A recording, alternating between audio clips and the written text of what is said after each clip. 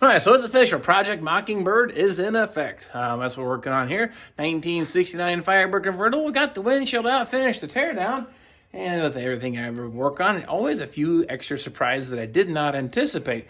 I have a pretty good eye for a lot of the stuff on the underside of the car. I know what needs to be bought and assessed and purchased, but I totally missed this one right here. And what I'm talking about is top window channel. Not bad, a little surfacey here, nothing out of the ordinary, but this is where it gets where it's not so good. We have some issues here, boys and girls. This is actually all packed full of silicone and stuff like that. I assume they were trying to just remedy the leak from the water getting into here, but no, we've actually got some serious rot through on the top of the window channel. Now, what's available aftermarket? You buy the entire window frame, cowling, all as one big piece, about $1,500, right? Absolutely not. We're going to make a repair panel and place into here. This is basically just a 90-degree bend, so that's not overly complicated, but it has a radius to it. It kind of curves back towards the back of the car and down just a little bit. That's okay. I got a metal shrinker and a stretcher, and we're going to work this thing into place and make us a repair panel. That's what we're going to get into today. All right, let's get started. What I've got here is a piece of 24 inches long, 19 gauge sheet metal. I have a metal brake at work, so I went ahead and bent a nice 90-degree bend in this to help get us where we need to be. But if not, you could do a 90-degree bend with some simple hand tools, I would feel. But this edge is right about an inch, and it's 3/4 inches tall until you get right about here. Then it actually shortens up by about 1/4 inch. It actually gets a little bit shorter and gets to the outside edge. But to keep things simple, I bet this is a 1 inch. We're going to come back and just cut this at the 3/4 inch, and then we'll trim this side down. So that's what I'm going to work on doing next. I'm just going to trim this off, and then we'll start working on getting that fitted into there. All right, I got the piece all trimmed down the height, but as you can tell, as I'm talking about, you clamp it here, that doesn't even come close. So we got to bend the radius back towards the windshield and then down. So we've got two curves we got to work with here. We're going to start right about here. I'm going to see the gap. We're going to try to close that up. What we're going to do is use that metal stretcher. We're going to stretch this face here to where it starts to match that radius and goes back towards the back of the window. And once I get that one down, we'll stretch this top surface, which then causes it to also curve down towards the floor. So we're going to work on doing that next. I'm going to start with, I'm going to do the short edge here first, put it a few times in here. It doesn't take a whole lot. You'll start to see that thing start to curve. That totally changes the shape of our metal. Oh, look at that there. Got a heck of a nice little curve going on now. That's going to put us down closer to the floor. That's pretty close. Now I need to make it curve towards the rear of the car. So now we're going to stretch this face.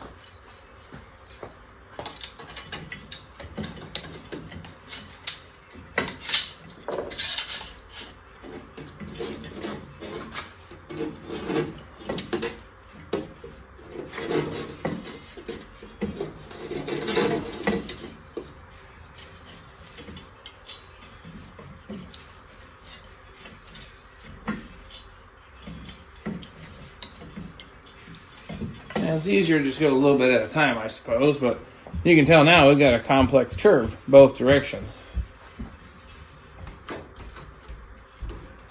Okay, after a few minutes of metal shrinking and stretching, this is what I ended up with here. I've actually got both radiuses now where it slopes down and comes here towards the rear of the car. Looking really good, really close fit. Now that's not ready to be installed yet. I dropped some of my screws in the ends to help hold it, but I need to get things trimmed back. Now I'm gonna cut through both layers so I can cut through and then be a nice butt weld between the two panels. And then I'm gonna treat the inside of all this with some rust converter and some weld through primer, of course, too. But I think the next step here, let's go ahead and just trim this back, cut both layers so we get this thing fitted into place.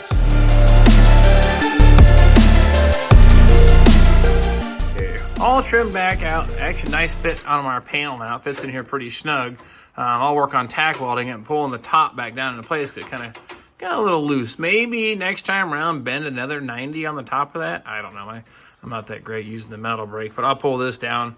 It'll actually weld up pretty good. But before I do that, I need to paint the inside of this with some weld through primer. And we're going to treat the rust in here with some little rust encapsulator. Good old stuff right here. So I'm going to hit that with that, get that a few minutes to dry, and we'll start welding. And just in case you want to know, this is the weld through primer that I've used on several builds. Really like it. This is your kind of typical rust converter stuff, but she's already turned a nice dark black. Now for the factory, we know it's just bare steel, so it's still going to rust, but it's definitely going to slow down, and nor is this car going to see the crappy elements any longer. And I said I just painted just the inside of this panel with that weld-through primer. So I think we'll go ahead and get it in place and start tacking it in and working it. We're going to basically start just the one end and tack, get this front lip just positioned right, then we'll pop the back one in and start tying that top back down to it. And there's actually a few spots where there's a vertical face here behind, there's a top skin here, see it? I want to put a couple spot welds to the inner structure that ties both pieces together again. All right, we'll get this here laid into place. And like I said, I'm going to lap weld that piece just there in the corner. I should have plenty of height. That shouldn't be an issue. And I feel that might get me a more gooder positioning here when I'm all said and done.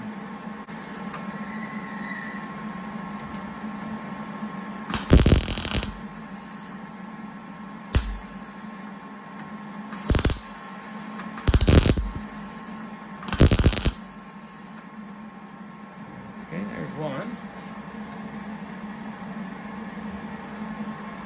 Now I'll keep working on this front edge and get it where it's actually butted up real close and tight to it there.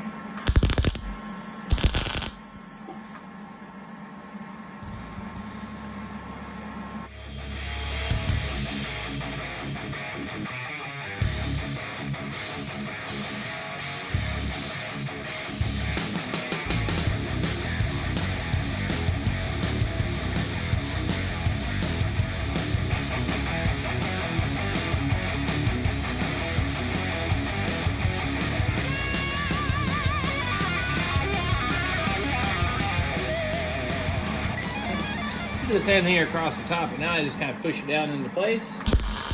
Tack. Keep working that all the way across until we get that tied in.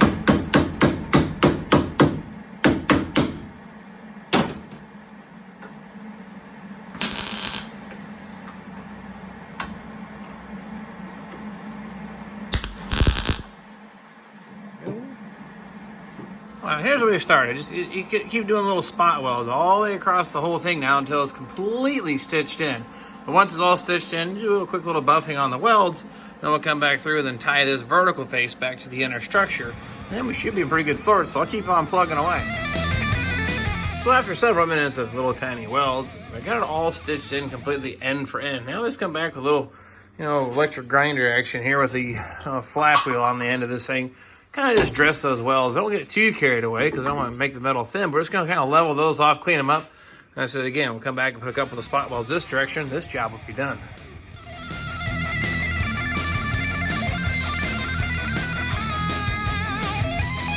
All right, well, that looks a whole lot better than it did. We no longer have our big gaping rust hole.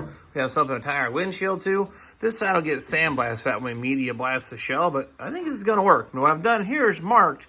I'm gonna come back now and do my little drill and screw situation here. Do some spot welds to the inner structure here on the inside to tie them together to give everything the rest of the strength that it needs. But that should just about do it. Now, if you guys haven't seen this before, I use these self-tappers. Everyone has their opinions, of course, but I really like them because it makes a pilot hole and holds the panels together. I'll go ahead and do this to all my marks. And then what you do is come back then and drill them out.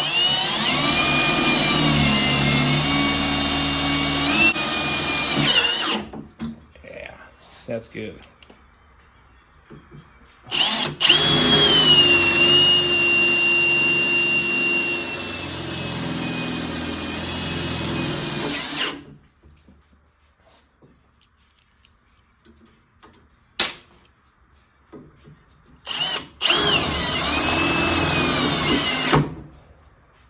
Then we drill just the top layer, the piece we just put on.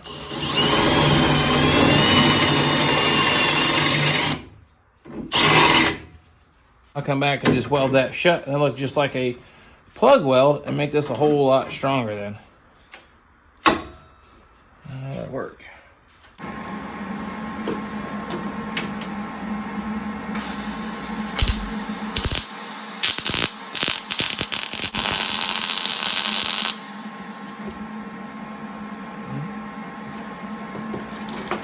That should do it. Now I'll do the same thing to all of those across the front of this and we're done. There we go, close up here. Got the little spot welds all put into place all the way across the front of it there. That should hold the two panels all together nice and strong now. I think that's going to work out just fine. So that's going to do it this time around. Window channel repaired. Looks really nice. That was probably about a 2.5 hour fix. Of course, you get about a 10-minute condensed version, but you get the idea, a little imagination and creativity, and you can definitely knock this thing out. Doesn't have to be perfect on a convertible because you'll never see any of that except the very front leading edge of this. That's it. Once the windshield's in, that's all you'll ever see. So maybe it's a good place to start practicing fabricating, welding, and bending. Those metal stretchers and shrinkers, Harbor Freight, not horribly expensive.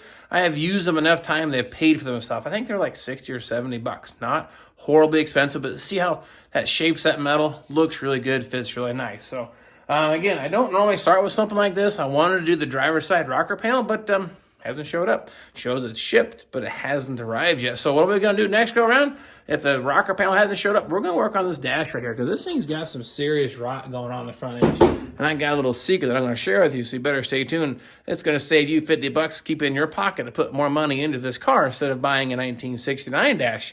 I have a solution for that. So better hang around, subscribe, share with your friends. And speaking of that, almost 8,000 subscribers. I think we're going to hit that before the end of the year. And I know it doesn't happen without you guys supporting the channel and the crazy I call the VVG. And I definitely appreciate you guys tuning in, checking us out, giving some feedback, and telling me, John, that's an awful idea, a great idea, or like I say, the right way or the wrong way, and the VVG way. You just see how I do it here. Make up your own, I guess, choice or path. That's all I'm doing, sharing what works for me.